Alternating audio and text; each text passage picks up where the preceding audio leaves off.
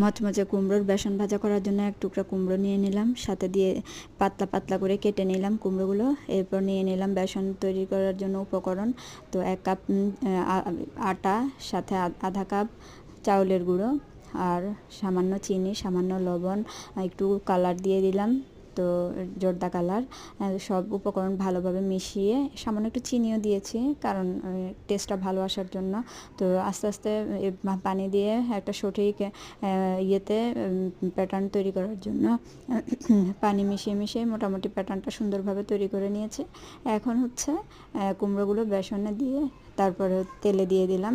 তো একটু লালচে বাদামি কালার করে নিব, যাতে এই যে এভাবে ঠিক এমন, তো তাহলে মচমচে হবে, অনেক ভালো লাগবে।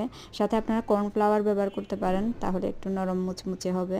তো এভাবে ভেজে তুলে নিয়ে এরপর খাওয়ার জন্য রেডি হয়ে যাবে মচমচে কুমড়োর বেসন ভাজা। দেখুন কতটা সুন্দর হয়েছে।